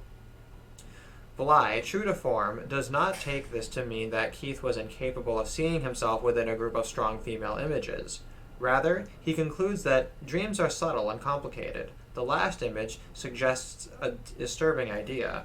When women, even women with the best intentions, bring up a boy alone, he may in some way have no male face, or he may have no face at all. Okay.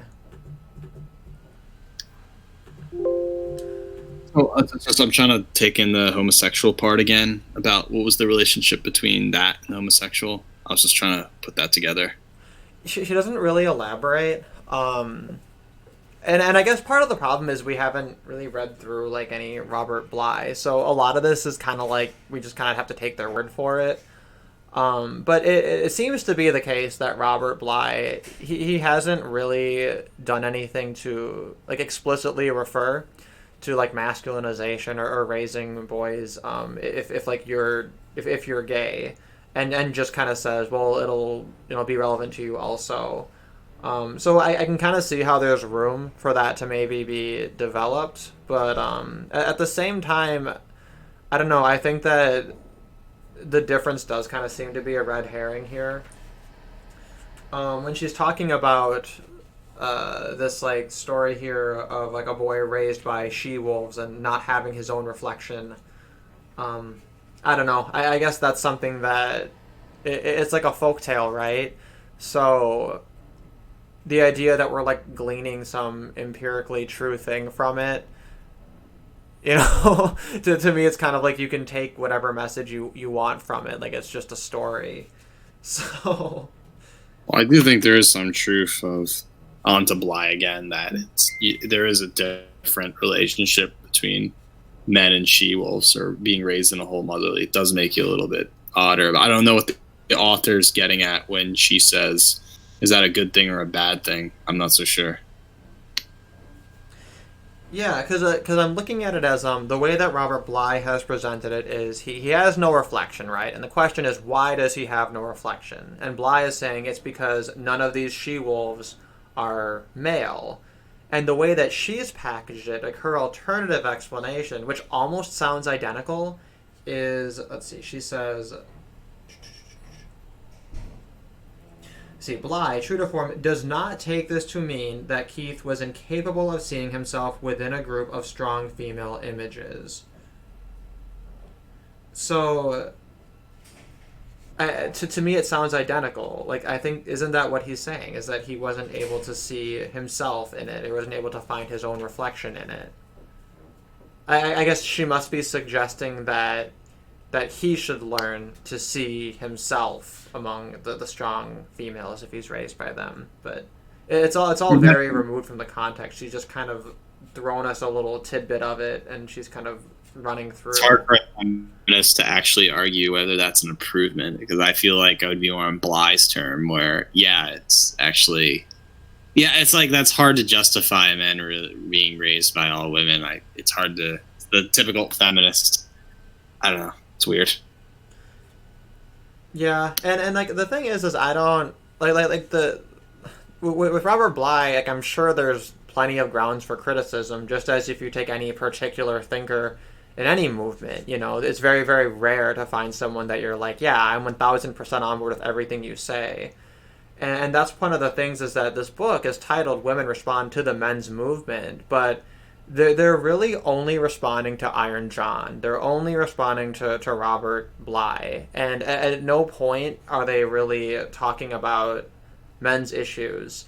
And they don't seem to be criticizing the men's movement for, not delivering on this or offering any kind of solution to these problems. Instead, they're kind of just criticizing Robert Bly and really absolving themselves of any responsibility. And the sense that I get now that we're near the end of the book, so I'm the sense I get from rereading this and going through this on stream is that, the entire thing is just this massive smokescreen, and that we're not. That all these thinkers come together to talk ostensibly about men's issues, but the men's issues don't even get mentioned. It's kind of the history of the gender rights movement. Is any excuse to not talk about men's issues is good enough. They ignored the men's rights issues because it would put loopholes, or it would put like little, well, actually I would say holes in their entire arguments, to basically mean that, well, they're trying to say gender studies is important because we're trying to empower women and egalitarianism and whatnot. Then it's like when they hear actually criticism, it's kind of a soft rejection from the truth, and they just don't want to hear it, or at least they're kind of I don't know. It's kind of a natural thing when you call out somebody for missing a fact or missing something, and they're playing dumb and ignorant. It's kind of a sad state of affairs where, there's legitimate criticism against gender studies. And I guess it was the men's rights movement, and this person who writes this article is not really picking it up on that fact that here's a legitimate criticism, can you confront it? And it's just more like a wraparound, meaning, oh no, you'll have to read some of my stuff in order to understand your side, or some weird rhetoric. I think the other problem with it too, though, is this early mythopoetic men's movement. It's a sense that I got from like Mankind Project in general. Like I've noticed they have slogans where it's like, we need to, help men so that men can help society. And I think that if you were to have like Robert Bly debating one of these feminists, they would just be fighting over how to make men more useful to women. And I think that's why so many of these feminists they don't they don't have a pulse on any men's issues, because I don't know if they're necessarily going to get that from reading Iron John. So I think in a sense it is kind of just a tug of war over who can use men to better serve women. All right. Well, let's see if she kind of clarifies some of this, or offers her alternative solution. Bly calls on Sigmund Freud and James Hillman and Michael Mead and Keith Thompson and Robert Moore. Rarely is there a woman's name on the list of mentors of creative spirits. Iron John is filled, as well, with references to Rembrandt, Shakespeare, Picasso, Kafka. Bly quotes the psychologist Alice Miller, but the twist he gives on her vision reminds me of the way the Bible or a bourgeois history text is frequently used to prove any theory, no matter how absurd. But it is where Bly draws larger political conclusions that he becomes most pseudoscientific, least reliable, and, I believe, most dangerous. His claim that the love unit most damaged by the Industrial Revolution has been the father-son bond not only ignores our history of the exploitation of women and child labor, it nearly prepares us for his ultra-conservative views on rebellion and resistance. According to Bly, the son's fear that the absent father is evil contributed to student takeovers in the 60s. The students' fear that their own fathers were evil was transformed to all male figures in authority. A university, like a father, looks upright and decent on the outside, but underneath, somewhere, you have the feeling that it and he are doing something demonic. While women are remembering that fathers and institutions have indeed done much that is demonic, Bly has men fearing this may be so. The son fears, he does not know. The implication, of course, is that this is all a matter of the son's imagination, an imagination led astray by strong women. Women, of course, to this man's version of history, did not take part in the struggles of the 60s. This is typical of Bly's paternalistic and condescending disregard for the remembering accomplished today, through painful hard work by so many women and also some men. In fact, Bly, like promoters of the poverty builds character or abuse makes art doctrines, nurtures sickness itself as a source of power. Where a man's wound is, he says, that is where his genius will be. Wherever the wound appears in our psyches, whether from alcoholic father, shaming mother, shaming father, abusing mother, whether it stems from isolation, disability, or disease, that is precisely the place for which we will give our major gift to the community. And he lists Edward Munch, Franz Kafka, Charles Dickens, and others as examples of disabling anxiety producing artistic gifts.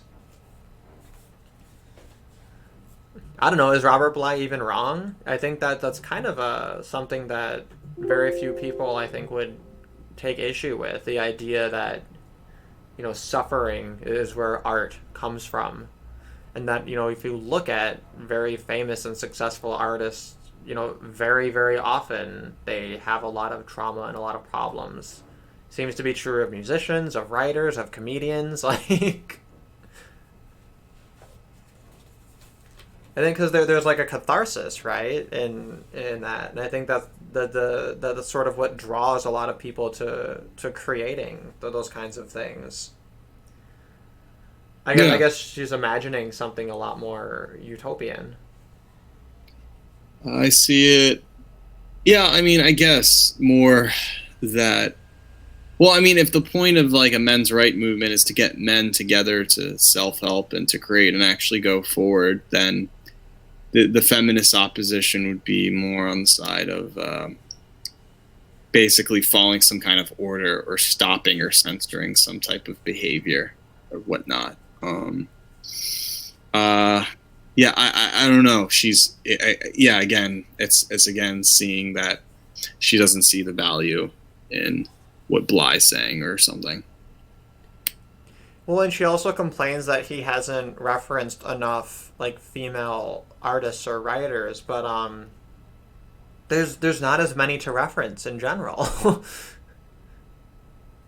Or that all of them are feminist, or all of them seem to be like. There's a difference. You could be talking about female as in, is it pro matriarchy and pro like women and women in society, or is it like women acting like men or women hating on men? And that's basically all of lesbian feminism or something bizarre.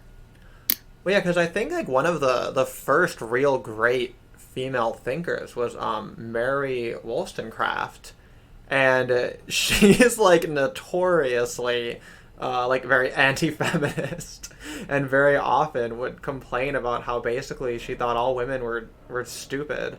And she had these ideas about how like we're gonna get women to stop reading these stupid love romance novels and things and get them to actually start thinking. And I think she saw a little bit of it play out, and she was just like, oh no, this isn't working, this is awful. And I think she lived and died very black-pilled on the question of if women would be these great thinkers and creators. No, I agree with that 100%. It's more like women succeed in environments where they follow their gender roles and not reject it. I mean, that's the same with men. If men reject their roles, they become eccentrics or queers. And so there's the harmonious society. I think people are more in tune with who they are. And I think it's a little sad when women try to think it's cool to be a feminist, not because they hate men, but they become feminists because they think it's going to get men in return or something weird. But it's whatever. Yeah, it's fortunate. And I'm not sure I'm getting this part about the universities in here. So she's quoting Bly when she says, a university, like a father, looks upright and decent on the outside, but underneath somewhere you have the feeling that it and he are doing something demonic. And then her response to this is like, yes, they are doing something demonic, and women know this because women have experienced it and we remember it, and you're just talking about men having sort of a sense of this, which it's very kind of ironic in hindsight, you know, looking at the way that, you know, most of these universities, you know, have really, you know, picked up this very, like, feminist indoctrination. Like, I remember doing my undergraduate, you know, this SJWism infiltrated like just about every single conceivable like part of the education. You know, anything that isn't a strict hard science where they have a little bit of wiggle room. I feel like a lot of that SJWism, quote unquote, is really a form of brainwashing, or at least a form of normality, where some people say it's an attack on heteronormative values. I think it's more of as a form of conformity to some big agenda beyond. So if the normative middle class is to act normal, they have to pretend there's some kind of social justice warrior or something. But oddly enough, the fun they love doing is basically censoring other people who criticize SJWism or liberalism, and then that it becomes this kind of circle jerk of basically normative people thinking they're avant-garde and eccentric critical theorists, but in return it just makes them look kind of stupid and totalitarian. And just sadly, I think SJWism is kind of the new norm, sadly, and the most normative people from Chad and Stacy is an SJW, you know? Yeah, well, look at like Antifa, right? They call themselves the Resistance, and it's like, what do they stand for? Like they support everything that's very pro-establishment. Like, yeah, sadly, yeah, it's an unfortunate circumstance. It's not like what it was in the '80s or something. Now it's cool to dye your hair blue and talk eccentric, and then be shallow about everything. I think it's basically a uniform, really, and sadly, you want to make friends, you have to be an SJW in the normative class, I think. Yeah, it's and like the sense of it that I had when I was in college was that it's a lot of people who you know, they learn about the history of civil rights, and they really see these people as like the great heroes of their time, and they really want to have a battle like that where they get to be the hero again. And because those were the issues of that time, they just kind of want that to always be the case. And I would even suggest that those people of that time weren't even really the heroes. Like, that a lot of it's very stupid. Oh, it's the ideal that a revolution's happening, but the revolution there's no such thing. It's all in your head. It's very cognitive or something. It's a very controlled revolution, a very muted, very safe revolution, and I wonder if that's part of why it's so you can't really call it. You don't have to risk anything, right? some people will say, oh, 1969 is coming again, but it's more like, well, people are really role-playing the act of it or something, you know? And I wonder if even the people in 1969, if to them it was just another role play of something of the time. Like, I'm really, like, the more I look into it, the more critical I am of the civil rights movement. And I kind of resent the fact that that's been heralded as, like, the prime, like, moral standard is, like, anti-racism. And I'm sitting here like, I don't think we've earned the right to anti-racism. Like, how about we focus on, like, theft and murder and stuff like that? You know, like... Interesting.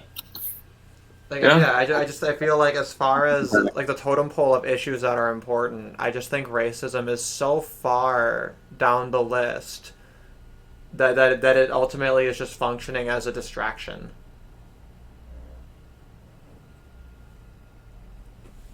All right, so we're in the end zone of this one here. She says, "Indeed, abuse is present in many creative lives. Tragically, it seems to be present in most lives, creative or not.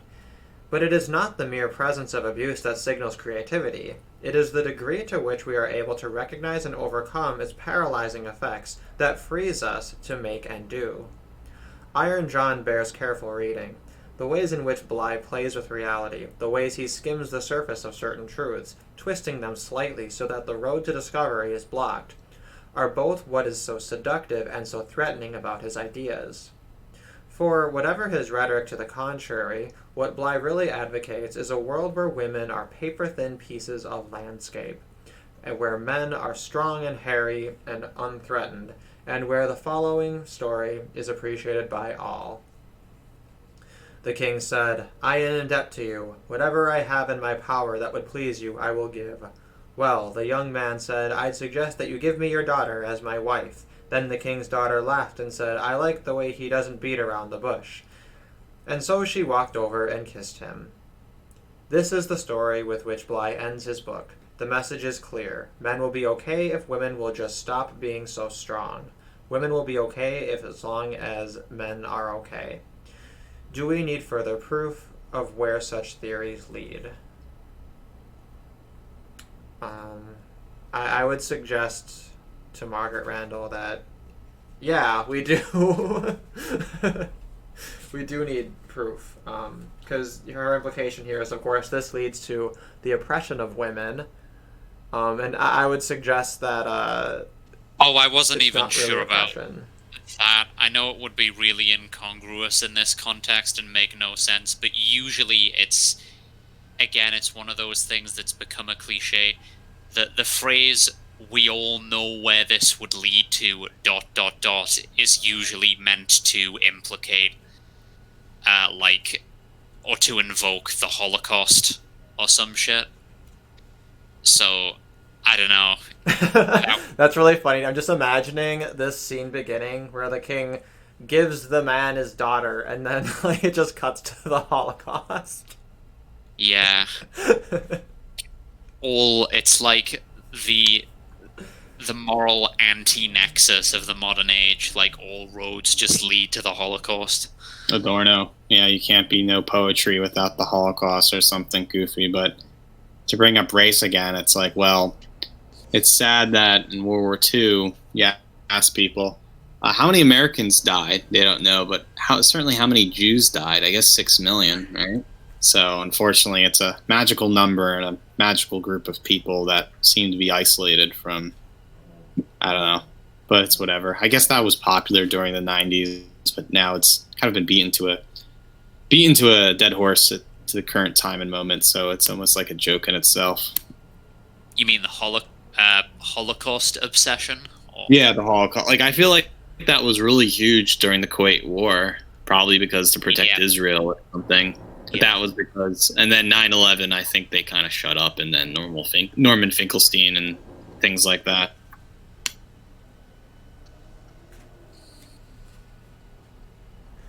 One thing that's interesting is she titled this essay, "And so she walked over and kissed him." The entire criticism of this paragraph here, the implicit criticism, is that she doesn't have any choice in it, But the part of it that she's highlighted as the title, which is how it ends, is actually the girl kind of accepting the situation, right? And in that way, kind of consenting. I guess you could argue consent under duress, but I don't know. I just thought that was kind of. I don't know if, like, obviously that's not intentional. I don't think, but that's invisible to her, you know. And I think that that's also when she talks about, you know, patriarchy and women's oppression. I think that likewise, you know, the part of it where it's women being okay with it and consenting to that, you know, that likewise is invisible to her.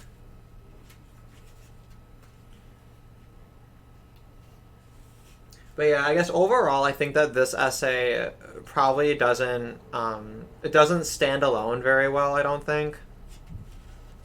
But yeah, I do have another one prepared, but I don't know if I don't feel like reading it. I don't feel like it. Yeah. I have 1, 2, 3. Looks like I have, wait, is it 3, 4? Yeah, so I have 4 of these essays left.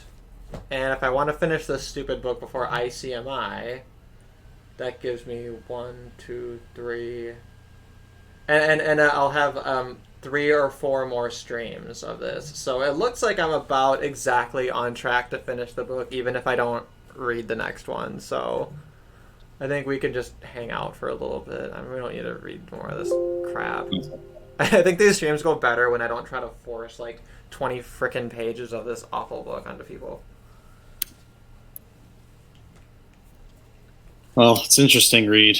It's just can't really say that much because it's just making me now interested in Bly or actually reading his work. So yeah, and Bly is an interesting person. If you're trying to find queers for your zoo of queers, he's definitely a weirdo in his own ways.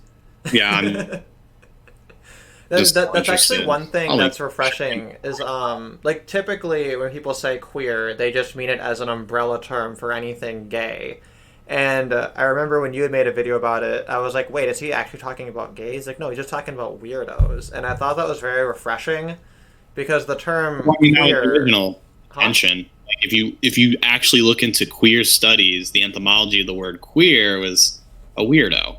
It wasn't until gays started to use it as an insult, and then all of a sudden it became post William Burroughs. Burroughs was actually one of the first to say queer as basically all-encompassing weirdo and eccentric, and then it got lost again, and now LGBTQ, RZ, it just means the intersectionality of all weirdos. Now everyone's queer, and you're not, and so it's like it's making a return. Like I think I'm very hopeful for the future of queer, meaning that queer can make a return to this weirdness again, but it's unfortunately coming back in a very strange way, which is, I don't know.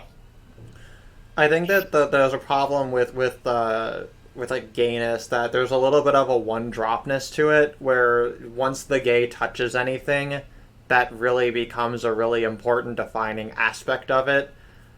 So I'm hoping that there's kind of less of a that effect, I guess, kind of goes out of fashion a little bit. But I think the term queer is so much more useful when it's divorced from this like stupid rainbow coalition. But I guess it was a little bit like an N-word phenomenon of like we're taking it back. I think that was, I guess, part of the problem. But yeah, it was one thing. I had a friend, and she said something that's always really stuck with me, which was like people used to just be weird, and that was okay. And now, you know, with the onset of psychiatry, you know, now everybody's concerned about everything, and if you're not fitting in, you know, we need to drug you and make you conform more. Whereas kind of in the past, it's really cool to be gay today, and you don't have to have gay sex or anything. You just have to say you're gay and fly rainbow flags and rainbow cap. I think that was more true in the noughties. Now it's not so much the gay thing; it's more the trans thing. Yeah, totally. And that's why you have the whole, probably why you have the adolescent onset gender dysphoria thing. It's a social contagion. It's a deliberate agenda just to confuse people, or at least, yeah, it's unfortunate. At least they're not going to reproduce. That's always the light at the end of the tunnel with these things. I wonder if in the future they'll be referring to it as like a new silent generation. Yeah, I can see it. I mean, definitely by 2040, we're gonna look back at the teens period as being, why did everybody think they were trans and bi and whatever? What was the goofiness? And it's really just dumb millennial kids being mimicked desire through society because older people thought it was cool and cutting edge, no critical theory without reading, or something weird. I don't know. Derek, what made you think of the silent generation? That's the generation like just prior to World War II. So No, I thought that was a generation that didn't happen. silent generation was like late 20s to late 30s. I thought it was... Oh, I'm thinking of the Lost generation. Yeah. That's... Well, for a digression here. Yeah, I've just looked it up. Mid to late 20s till early to mid 40s, yeah. So Now, I want to do a digression because I know it's probably the end of the show or whatnot, but so I'm into board games and whatnot. And this is kind of very esoteric information, but if you Board Game Geek, it's a website where it catalogs board games and what's upcoming and new. There was a game that came out in 2012, which was very popular. It was called Love Letter. It's by a Japanese guy. Basically, it was a deck of 16 cards from 1 to 9. You could basically play a tarot deck, and he plays within 2 to 3 minutes. Very quick and fast game. So there's a 2019 edition. I'll have the link and kind of post it in the chat. And this 2019 edition, there is some new rules to it, but the most obvious and sad thing about this game is, I know we've previously talked about black Little Mermaids and whatnot, but it seems like everybody's a black character in this. It's not that it's like it's Barbershop or Friday. It's so ironic because this is a game played overwhelmingly by older white people, and yet here we are having Persian cat black people acting as European things like princesses, priests, and it's almost like a joke in a way where I cannot. It's just I can't.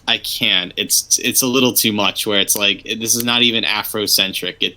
It could pass as Afrocentric, but it's Afrocentric to a point where it's like whites play this. I don't know any black who actually plays this game. And then the Chancellor looks like some soy boy professor, but that's all I want to say. I'm just looking at... I guess I'm looking at the original right now. You gotta look at the 2019 edition, Love Letter 2019 edition, and look at the characters. They're all black, and they're all in, like, European, like... It's like, no. Just no. Like, the original one, it was all, like, European characters. Then it's like, for some odd reason, they thought it was okay to make everyone black or something. And then make the white guy really weak and feminine looking. I see this 2019 one.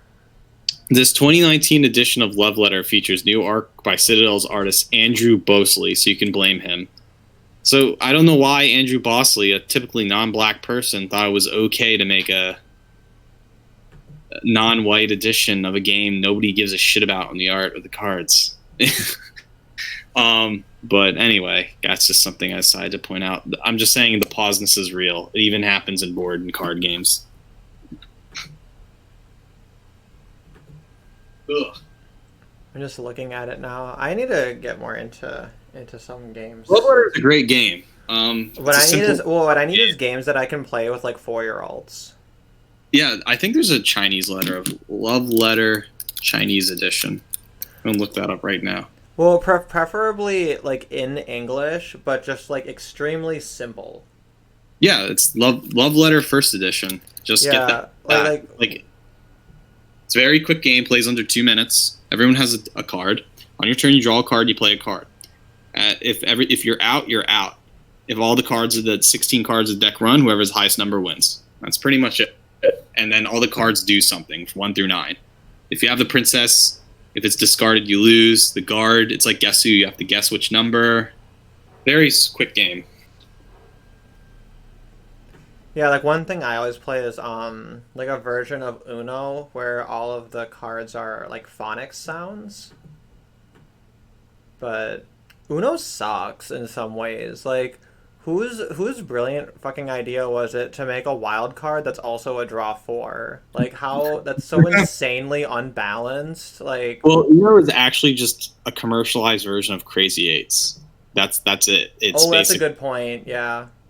The history of Uno is just Crazy Eights, but I'm it's taking like this. made to go fit, and it was commercialized just to make Crazy Eights more accessible. You didn't have to pick up a deck of playing cards and remember the rules, or like these deck of cards were just made for Crazy Eights, and that was that. The history of it. I find the history of Monopoly very fascinating. I read a book on it. I read a couple of books on the history of Monopoly, and there's a lot of unfortunate, if you want to talk about SJWism, liberal revisionist history about Monopoly, saying an evil white man named Charles Darrow stole the ideal from this feminist anti-capitalist person named Elizabeth Barring or something, and supposedly what matters is the history of the game was distorted. But if you come it from a game designer ludologist lens, you really don't care about that social political thing. You can actually make the argument and saying, well, Charles Darrow actually exposed the game to many people and basically introduced the concept of roll and move to an entire generation of what a board game is. Because previously in ancient times there was Parcheesi, and all you do in Parcheesi is roll a die and move forward and get to, it's like Chutes and Ladders. Well, Monopoly, it takes the roll and move, but it adds an actual modular board where you're actually doing something on the said roll and move board, which would make more advanced games like Talisman or something like that. Like roll and move was sometimes the first extraordinary mechanic in a board game where you start to realize something more can happen from this or something. I don't know. Ugh. But Yeah. I gotta go to sleep, guys. Have a good night, okay? Take care. Hey, I appreciate you just dropping by. It was fun to talk to you here.